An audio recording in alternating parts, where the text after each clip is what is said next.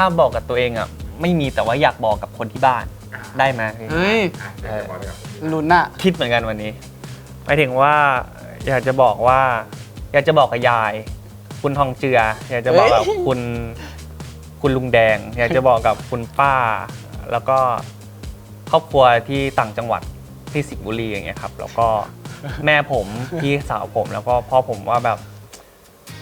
รักทุกคนมากๆเลยครับก็ผมเต็มที่มากๆกับเรื่องนี้ก็ติดตามด้วยนะครับอยากขอบคุณแฟนคลับทุกคนที่ติดตามซีรีส์เรื่องนี้แล้วก็รอซีรีส์เรื่องนี้มานานมากๆเลยครับผมแล้วก็ตอนนี้มันก็เป็นจริงแล้วยังไงก็รอติดตามแล้วก็เป็นกำลังใจให้นักแสดงทุกท่านแล้วก็พี่ฟุกกับแสงเหนือด้วยนะครับยังไงก็รักพวกเรากันเยอะๆนะครับขอบคุณครับ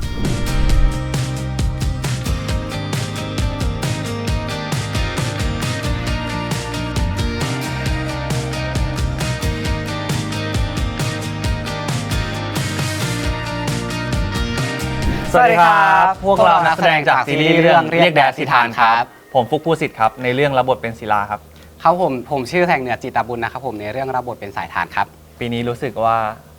เหนื่อยหมายถึงว่าเป็นรอบหลายปีมากๆที่ได้รับบทเป็นแบบบทนำแล้วก็รู้สึกว่าเหมือนช่วงนี้เป็นช่วงที่เราถ่ายเยอะมากๆอย่างเงี้ยครับทั้งแบบไปต่างจังหวัดด้วยอยู่กรุงเทพด้วยแล้วก็แต่ละวันแต่ละคิวคือค่อนข้างแบบซีนเยอะก็เลยความรู้สึกว่าสนุกดีแต่ว่าเหนื่อยมากๆอะไรเงี้ยบางทีก็แบกรับความกดดันด้วยอะไรเงี้ยครับแล้วเราก็รู้สึกว่ามันเครียดมันเหมือนมันก็แบกความกดดันของตัวเองด้วยว่าอยากทำให้ดีมากๆอยากให้แบบรู้สึกว่าคนดูที่รอเราตั้งหลายปี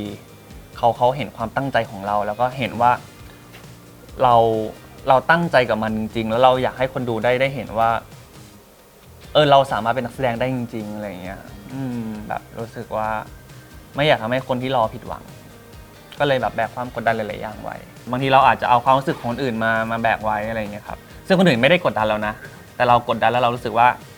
ทุกคนที่อยู่เบื้องหลังเขาแบบอยากให้ซีรีส์นี้มันไปได้อะไรเงี้ยแล้วเราก็เลยรู้สึกว่าแบบ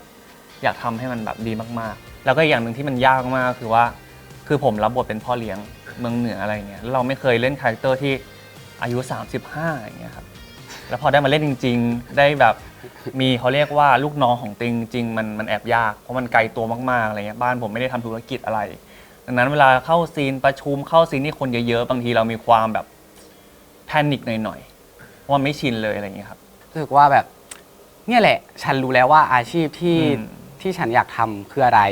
แล้วเราเอนจอยกับการเป็นนักแสดงมากๆซึ่งเราก็เป็นนักแสดงใหม่ด้วยอะไรเงี้ยดังนั้นการไขว่คว้าหาความรู้สำหรับการทำอาชีพเนี้ยมันยังมีอีกเยอะมากๆสำหรับตัวเหนืออะไรเงี้ยก็เลยแบบ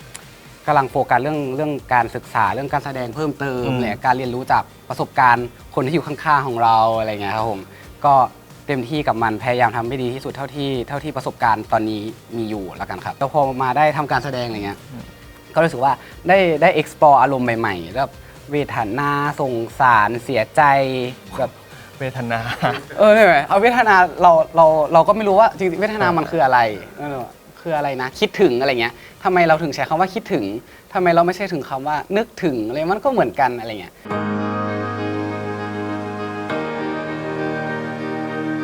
ถ้าที่ชัดสุดก็น่าจะเป็นเรื่องของการเข้าใจคนมากขึ้นครับผมเพราะว่าเราเริ่มเข้าใจอารมณ์ของตัวเองเริ่มแบบเท่าทันอารมณ์ของตัวเองอะไรเงี้ยก็เลยจะเวลามองใครที่แบบกำลังประสบปัญหาอะไรอยู่หรือว่าอยากได้ความช่วยเหลืออะไรหรือว่าทำไมเขาถึงพูดแบบนี้นะอะไรเงี้ยเราก็รู้สึกว่าโอเคในประโยคที่เขาพูดในทุกการกระทำที่เขาทำมันอาจจะมีซับเทคอะไรอยู่อะไรเงี้ยมีเหตุผลอะไรของเขาอยู่มันรีเฟกอะไรถึงตัวตนของเขาอะไรเงี้ยเราก็เข้าใจมนุษย์มากขึ้นแล้วก็รู้สึกว่าอยู่แล้วมันก็สบายใจขึ้นก็เลยว่าโอเคเขาคงมีเหตุผลของเขาเราก็มีเหตุผลของเราอาจจะไม่ชอบเขาแต่ก็นะเรารู้สึกเองนี่จัดการกับมันสิอะไรเงี้ยเขาไม่มาทำอะไรกับเราแค่อาจจะไม่ชอบในมุมในเหลี่ยมนั้นของเขาแต่ว่าในเหลี่ยมอื่นๆมันก็ยังอยู่ด้วยกันได้อะไรเงี้ยมันก็มนุษย์เหมือนกันประมาณนี้ครับทำให้เราได้รู้สึกว่าเราจะน่าจะต้องโตขึ้นได้แล้วละกันเป็นคำนี้ใช่เป็นคำนี้เพราะว่าเราก็ต้องทำงานกับผู้ใหญ่ด้วยทำงานกับเด็กด้วยอะไรเงี้ยดังนั้นเราจะเป็นตัวเองอาจจะเป็นตัวเองไม่ได้ละจะเป็นตัวเองร้อยไม่ได้เราจะต้องดูสถานการณ์เราต้องเจเนเรตเราว่าเราจะเข้าหาพี่ฟุกยังไงเราจะเข้าหาผ ผู้ใหญ่ยังไง หรือว่าเราจะมีการรับมือกับเด็กที่เราคอนโทรลไม่ได้ยังไงอะไรเงี้ยผมว่าผมโตขึ้นหมายถึงว่าโตขึ้นในเรื่องของความคิดแล้วก็ รูปร่างอะไรอย่างเงี้ยครับที่มันดูโตขึ้นอะไรอย่างเงี้ยเพราะเราก็ หลังจากที่เราออกจากเซฟโซนมา เราก็ฟิตเนสอะไรอย่างเงี้ยครับแล้วมันก็ส่งผลจริงๆกับหลายๆอย่างที่เรารู้สึกว่าเวลาเราดูกระจกแล้วเรารู้สึกมันก็เปลี่ยนแปลงนะอะไรอย่างเงี้ยมันก็พอตัวบ้างอะไรอย่างเงี้ยครับแล้วก็สิ่งที่เปลี่ยนแปลงจริงๆผมคิดว่ามันเป็นเรื่องของ mindset วิธีการคิดอะไรอย่างเงี้ยมากกว่าว่าเราคือเคยตั้งคำถามตัวเองช่วงหนึ่งว่า เราเป็นแบบเดิมแบบนี้ดีหรือยังไอ้คำว่าแบบเดิมหมายความว่า เราเป็นคนไม่ค่อยคุยกับใคร เราเป็นคนไม่อะไรกับใคร เราเป็นคน ไม่ใช่ว่าหยิ่งแต่แค่รู้สึกว่าเวลาเจอคนแปลกหน้าเรารู้สึกว่า ไม่รู้จะคุยอะไรเข้าหายังไงหรือว่าอะไรอย่างนี้ครับแต่พอยิ่งโตขึ้นเรารู้สึกว่าบางทีเราอาจจะต้องเริ่มปรับเปลี่ยนตัวเองก่อนบางทีเราต้องเปิดใจบ้างเลยอะพอยิ่งการทำงานด้านนี้ด้วยเหมือนกัน เรารู้สึกว่า เราสามารถทักทายทุกคนได้นะ โดยที่เราไม่ต้องคิดอะไรด้วยซ้ำเราเป็นเพื่อนกันเป็นแบบเป็นคนรู้จักกันที่ดีก็ได้คุยกันได้อะไรอย่างเงี้ยครับเราก็รู้สึกว่ามันก็โตขึ้นนะบางอย่างที่อาจจะไม่ใช่ตัวเอง100%แต่ว่าเราลองปรับเปลี่ยนดูไหมมันอาจจะดีขึ้นก็ได้ ผมก็จะมีคติประจำใจเสมอว่าทุกครั้งที่เราคุยกับคนเราอะไรเงี้ยเราขอแค่เราจริงใจกับเขาพอเราไม่ต้องคาดหวังอะไรกับเขาว่าเขาต้องแบบรักเราต้องมาแบบเอ็นดูเราต้องมาชอบเราในอนาคตอาจจะไม่ชอบเราก็ได้ไม่ซีเรียสแต่ขอแค่เราจุดเริ่มต้นของเราคือเราจริงจังเขาก็พออะไรเงี้ย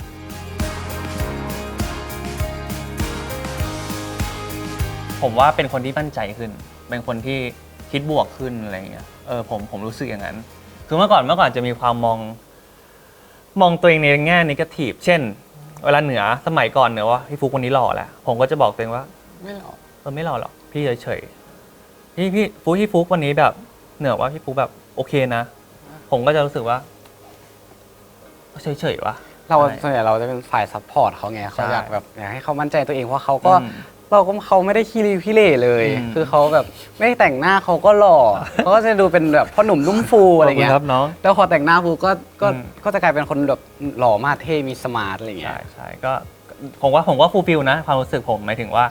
ทั้งหมดที่เป็นผมอาจจะไม่ได้เพอร์เฟกต์100%อะไรเงี้ยแต่ผมก็รู้สึกว่าผมมีความสุขดีก็เลยคิดว่าให้กำลังใจตัวเองเยอะแบบฝากถึงทุกคนด้วยเหมือนกันอะไรเงี้ยผมว่าหลายๆคนในโลกใบนี้ก็จะมีความเป็นแบบผมเหมือนกันว่าบางทีอ่ะเรากล้าที่จะชมทุกคนแต่ว่าลืมไปว่าตัวเองมันเราไม่เคยชมมาเลยนะอะไรอย่างเงี้ยแล้วผมก็คิดว่าชมตัวเองบ้างก็ได้ใช่ครับรู้สึกดีกับตัวเองมากๆครับผมรู้สึกว่าแบบพอเรามีเขาเข้ามาใช่ไหมครับมันทำให้เราได้ศึกษาอารมณ์เนาะอย่างที่เล่าไปแล้วพอเราเข้าใจอารมณ์เรารู้สึกว่าเรารู้ว่าเราต้องการอะไรและเราไม่ต้องการอะไรเราชอบอะไรไม่ชอบอะไรเราสามารถขีดขอบเขตของเราได้เลยว่าบาร์เรีนี้นะอยู่ห้ามข้ามเส้นตรงนี้มาเราชัดเจนมากถ้าอยู่ทำอะไรข้างนอกนั้นอะฉันไม่เป็นไรเลยแต่ถ้าอยู่ข้ามมาปุ๊บฉันสามารถกดได้แล้วนะอันนี้คือเราชี้แจงชัดเจนอะไรเงี้ยแต่นั่นแหละมันก็เลยทำให้เรารู้สึกว่าเรารักตัวเองมากๆแล้วตอนนี้พอเรารักตัวเองมากใช่ไหมครับเราก็เลยสามารถเนี่ยแบ่งปันให้กับคนรอบข้างเราได้อะไรเงี้ยเพราะว่าเคยอยู่ในจุดที่เคยไม่เคยรักตัวเองเหมือนกันเคยแบบเอาความรักตัวเองนี้ไปอยู่กับ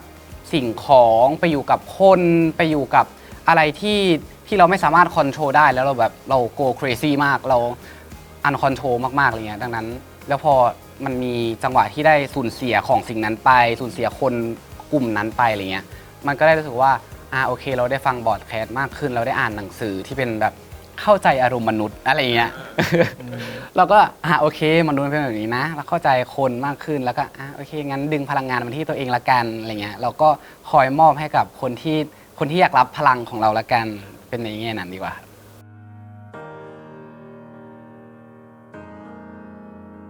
ตัวเองเป็นอุปสรรคให้กับตัวเองมากๆใช่เพราะว่า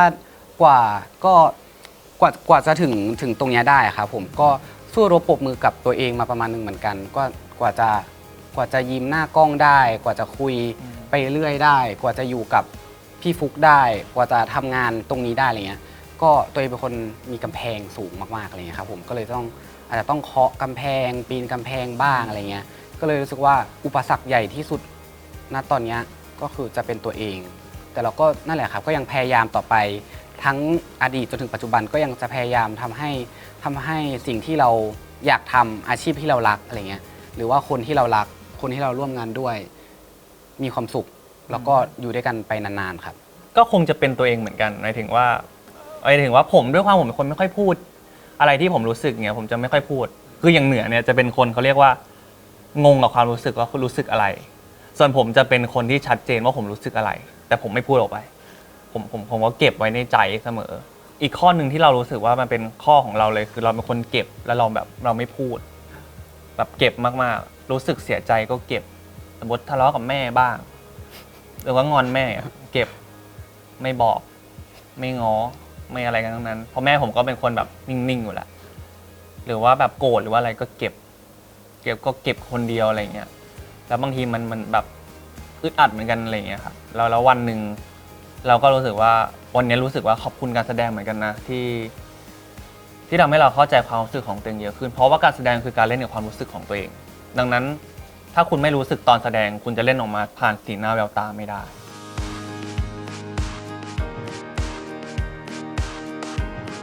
ผมอยากให้คนรอบตัวผมสบายผมอยากให้ผู้จัดการสไตลิสต์พ่อแม่ยายลุงญาติที่ต่างจังหวัดอย่างเงี้ยสบายหมายถึงว่าเราสามารถมีเงินแบบที่จะให้เขาได้แค่นั้นแหละผมไม่มีอะไรเลยถ้าเมื่อก่อนจะคิดว่าการได้รับคือสิ่งที่มีความสุขที่สุดสมัยเด็กๆอย่างเงี้ยเช่นถ้ามีคนซื้อของขวัญวันเกิดให้แฮปปี้ป่ะถ้าพ่อแม่มีเค้กให้ก็แฮปปี้เพื่อนมีอะไรให้ไม่ลืมมันเกิดเราแฮปปี้อะไรเงี้ยแต่พอโตขึ้นแล้วผมคิดอีกอย่างหนึ่งว่ามันจุดเริ่มต้นมาจากที่ผมแบบทำงานครั้งแรกแล้วผมได้ให้เงินพ่อกับแม่โดยที่ผมก็ให้ไม่ได้เยอะหรอกแต่ก็ให้ไม่ได้น้อยอะไรเงี้ยก็ให้แล้วผมก็รู้สึกโหมันสุขใจอ่ะมันอยู่ข้างในอะไรเงี้ยเวลาเขายิ้มอะไรเงี้ยเราก็เลยรู้สึกว่าผมมันมีความสุขจังเลยกับโมเมนต์นั้นอะไรเงี้ยคืออย่างไรความสุขผมคือรอยยิ้มของภูเขาอะไรเงี้ยคือก่อนหน้านี้เป็นคนใช้ชีวิตไม่มีโกในชีวิตเลยแต่ว่าพอไฟเอาว่าชอบอาชีพนี้เนาะครับมันก็จะเป็นในพาร์ทที่คล้ายๆพี่ฟุกเลยว่าอยากประสบความสำเร็จในพาร์ทของการเป็นนักแสดงดังนั้นความสำเร็จของเราตอนนี้ก็คืออยากเป็นนักแสดงที่เป็นนักแสดงไปเป็นบทบาทไหนก็ได้ที่เขามอบให้เราสามารถพร้อมกระโจนเข้าไปไม่ว่าจะเป็นบทบาทไหนไม่ว่าจะเป็นกับใครหรือว่าไม่ว่าจะเป็นแนวไหนอะไรอยากทำสิ่งนั้นให้ได้ดีครับ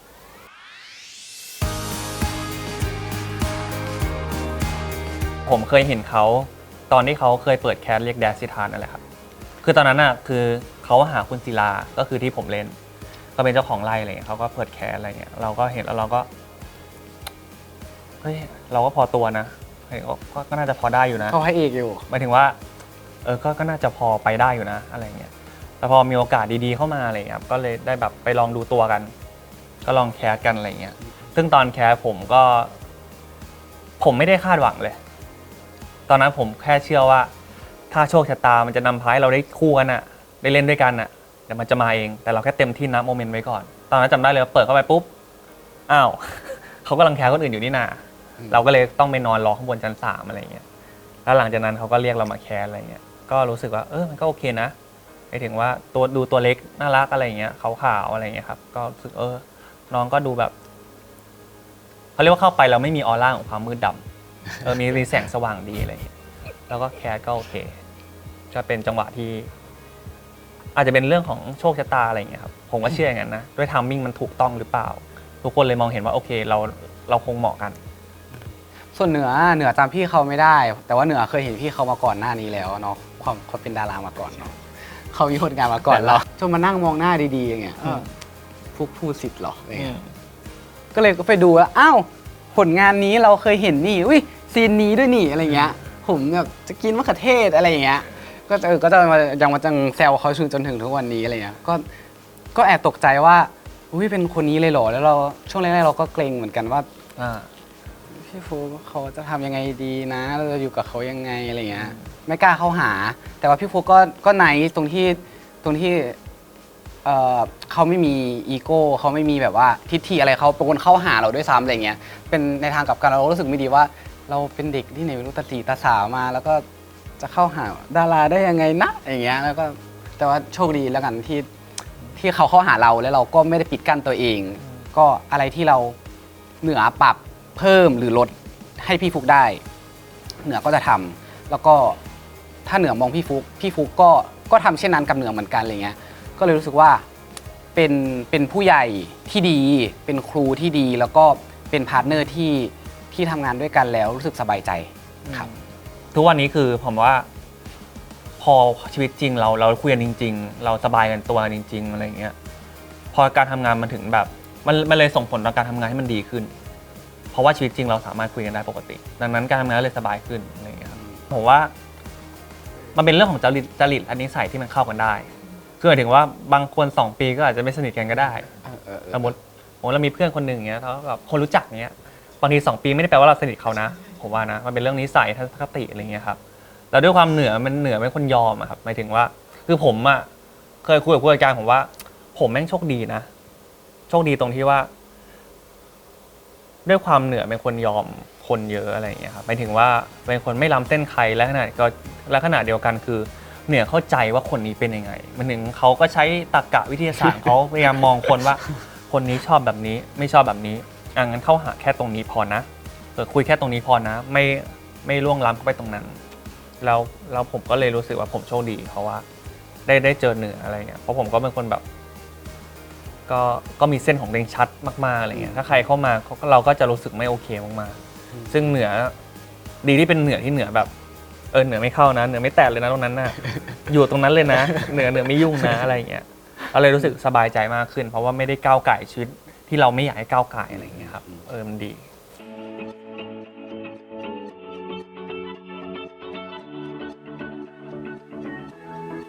โปรเจกต์นี้เหมือนเป็นลูกของเราชิ้นหนึ่งเหมือนกันอะไรเงี้ยเราใช้ทั้งแรงกายแรงใจหยาดเหงื่อและหยาดน้ำตาที่เราต้องสูญเสียกับมันไปอะไรเงี้ยก็รู้สึกว่าอยากให้ทุกคนอยากให้แฟนคลับอยากให้พี่ๆสื่อหรือว่าใครก็ตามที่ได้ดูผลงานชิ้นนี้รู้สึกว่าสัมผัสได้ถึงความตั้งใจสัมผัสได้ถึงว่าทีมงานทุกคนแบบพยายามทำโปรเจกต์นี้ให้ออกมาได้ดีที่สุดอะไรเงี้ยครับผมเหมือนคลิกเข้าไปตรงแฮชแท็กครับโหเรียกแดซิทานเหนือเป็นสายทานสบายอยู่แหละแต่เราจะเป็นสายทานเองเราจะเป็นศิลายังไงนะเราว่าในนิยายมันหล่อมากอะไรครับแต่ก็รู้สึกว่าก็ลองแคสดูอะไรเงี้ยก็ไม่ได้แปลกใจอะไรแค่รู้สึกว่าเอาวะถ้าโชคชะตามีจริงก็ขอหน่อยวะเรื่องนี้อะไรอย่างเงี้ยครับ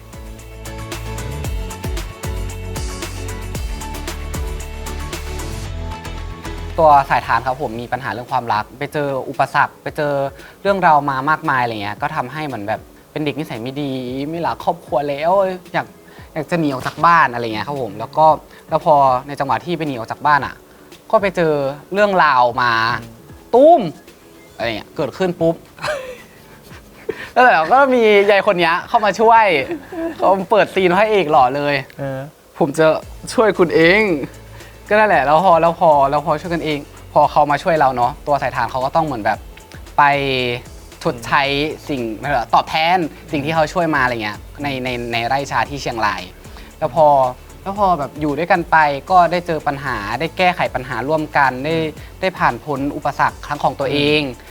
และของเขาเองอะไรเงี้ยได้ซึมซับได้เป็นแบบน้ำซึมทรายใช่ไหมคำนี้น้ำซึมบ่อทรายหรอน้ำซึมบ่อทรายกันไปคือผมว่าด้วยความสายทานเป็นคนไม่เชื่อในความรักมีปมแล้ววันหนึ่งมันเกิดจากโชคชะตาฟ้าลิขิตอะไรอย่างเงี้ยทำให้เราได้เจอกันในครั้งแรกก่อนแล้วเราก็ได้แยกจากกันโดยที่แบบ เราไม่รู้จักอะไรกันเลยนะแล้วก็อย่างที่เหนือบอกว่ามันก็มีอุบัติเหตุเกิดขึ้นบางอย่าง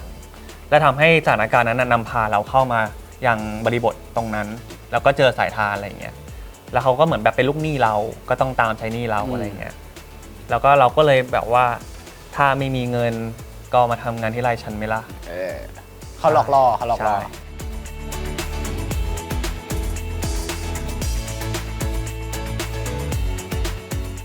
ศิลาวงศ์วัชรไพศาลครับศิลาเป็นพ่อเลี้ยงครับเคยอ่านคาแรคเตอร์ศิลาเป็นพ่อเลี้ยงเป็นคนที่มีเหตุผลเป็นคนที่ใจเย็นแต่ถ้ามีความไม่ชอบอะไรเงี้ยเขาก็จะเอ็กเพรสกับสิ่งนั้น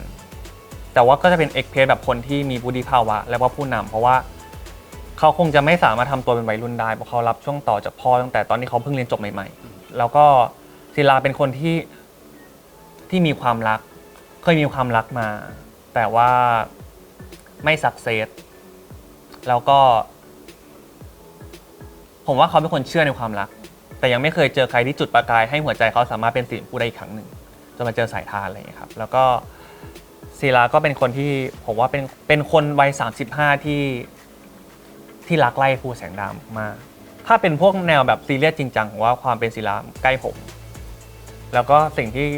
ศิลาเหมือนผมอีกอย่างหนึ่งคือว่าเป็นคนอะไรที่เก็บไว้ในใจอะไรเงี้ยมันไม่ถ้าไม่สุดจริงจะไม่พูดออกมาสิ่งเนี้ยครับที่ผมว่ามันมีความเหมือนก็ยากมากๆผมว่า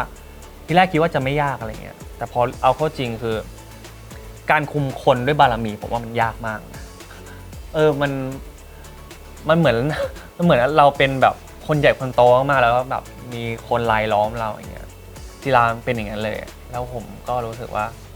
กว่าจะผ่านจุดนั้นกว่าจะแบบทำให้ทุกคนเชื่อความมีบารมีของศิลาได้มันยากมากๆ ถ้าสำหรับเหนือสายทานอ่ะเหนือมองว่าค่อนข้างไกลตัวเหนือมากๆแบบประมาณนึงเลยอะครับเพราะว่าเหนือไม่เคยใช้ชีวิตแบบนั้นเลยทั้งเที่ยวกลางคืนหรือว่าไปทำกิจกรรมอย่างว่าอะไรอย่างเงี้ยเลยวันไนท์สแตนอะไรเงี้ยผมก็เลยรู้สึกว่าความอยากอะไรที่ทำให้ตัวละครมันถึงอยากทำสิ่งนั้นนะอะไรเงี้ยเราก็เลยอาจจะต้องค้นปมของตัวละครมันยากจริงๆนะกว่าจะเข้าถึงตัวละครนี้ได้แต่พอได้ลองจมไปกับมันจมไปกับบท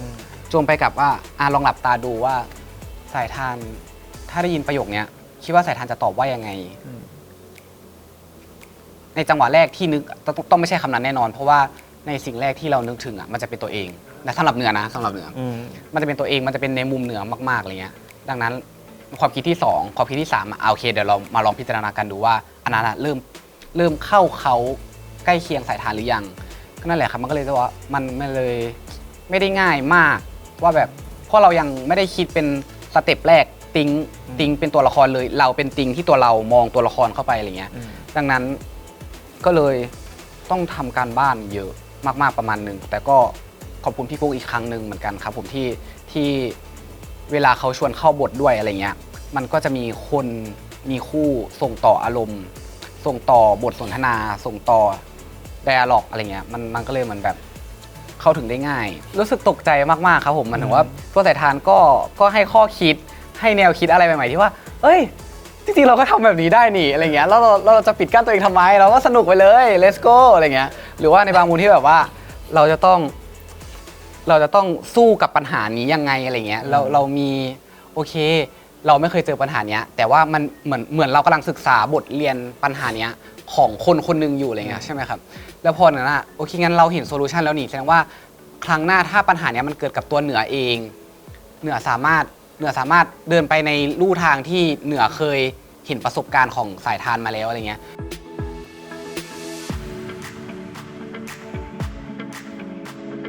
ผมให้ความสำคัญกับทุกซีนหมายถึงว่าทุกซีนจริงๆหมายถึงว่าสมมติมี acting coach มาผมก็จะ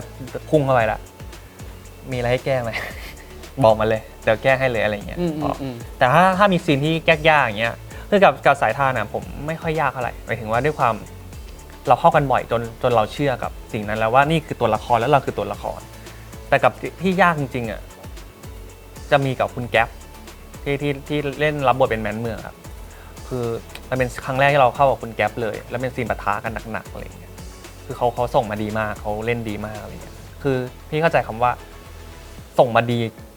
หนักมากจนเรารับไม่ไหวไหมเว้ยมันมีความรู้สึกอย่างนั้นเลยคือเหมือนเขาปาหินก้อนใหญ่ๆมาให้เราปุ้งแล้วแรงเราไม่มีที่จะรับณตอนนั้นเทคแรกผ่านไปผมก็คิดในใจแล้วว่าปุ๊บทำให้ได้นะเว้ยวันนี้จะกลับบ้านไปกินข้าวแบบมีความสุขนะเว้ยถ้าวันนี้ทำไม่ได้อย่างที่เราตั้งใจไว้เนี่ยมันจะเป็นตาบาปในชีวิตเรานะเว้ยผมคิดแค่อย่างนั้นนะในตอนนั้นแล้วผมก็ลุยกับแม่งดูลุยกับสิ่งนั้นดูลุยกับซีนดูช่างมันอะไรเกิดก็เกิดจนมันผ่านไม่ได้แต่พอจะผ่านได้ก็ลำบากไงครับ ถ้าเหนือนะครับผมเหนือรู้สึกว่าเหนือก็เหมือนพี่ฟุกเลยคือเราตั้งใจเราเต็มที่กับทุกซีนก็ยากทุกซีนเต็มที่ทุกซีนพยายามทุกซีนแต่ว่ามันก็จะมีบางซีนที่รู้สึกว่าเราอยากทำมากกว่านี้เราอยากเริ่มใหม่เราอยากทำการแสดงในซีนนี้ใหม่ตั้งแต่ต้นอะไรเงี้ยครับผมแต่ว่าด้วยปัญหาหลาย ๆ อย่างอะไรเงี้ยภายในกองที่เราพบเจอมามันทำให้เราไม่สามารถแก้ไขได้เราก็อาจจะต้องปล่อยผ่านไปเลยอะไรเงี้ยก็รู้สึกว่าทุกซีนที่ทุกครั้งที่เกิดเหตุการณ์เนี้ยมันจะทำให้รู้สึกว่าเราต้องพัฒนาตัวเองไปอีกเยอะมากๆส่วนถ้ามันเกิดเหตุการณ์แบบนี้อีกอ่ะแสดงว่าเรายังไม่มีศักยภาพมากพอหรือเปล่าที่จะทำให้ตัวเองพอใจทำให้ผู้กำกับพอใจว่าแบบมันควรจะทำได้ดีแล้วสิอะไรเงี้ย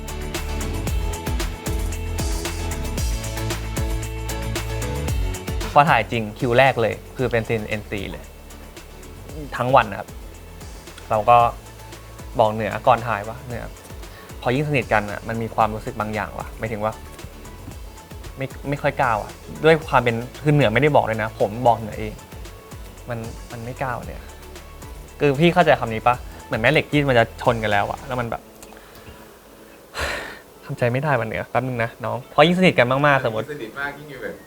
เกรงใจน้องว่ะหรือว่าอะไรเงี้ยแต่เหนือก็จะบอกกับผมว่า สบายพี่มันเลยอย่างเงี้ยในพาร์ท จริง ในครั้งนี้จะเป็นแบบมันเลยพี่น้องสนิทกับพี่แล้วทำอะไรก็ได้ ใช่ แล้วผมก็คือถ้ายิ่งคิดนานยิ่งกังวล3 2 1มาลุยกันไปเราเคารพตัวละครมากๆ เราก็ทำตามที่บีฟเลย อะไรเงี้ยเราไม่เกินเลยแน่ๆแต่ว่า NC จะเป็นซีนที่เราพยายามที่จะบอกกันว่า อะไรเล่นนอกอ่ะเราจะไม่เล่นนะเราขอเล่นตามกรอบแล้วกันแต่ NC ก็มีความยากอยู่นิดนึงครับ ตรงที่ว่า NC แต่ละซีนความรู้สึกไม่เหมือนกัน ใช่ใช่ใช่ใช่ โดยที่เราต้องไม่ใช้ภาษาพูดในการสื่อสาร เราต้องใช้ภาษากายและแค่แววตาในการสื่อสาร เช่น ถ้า NC แบบเชิงที่แบบเจอกันครั้งแรกก็เป็นแบบหนึ่ง ตอนกลางเรื่องก็เป็นแบบหนึ่งหรือเปล่า แล้วก็ปลายเรื่องเป็นอีกแบบหนึ่ง เราพยายามไม่ให้มันเหมือนกัน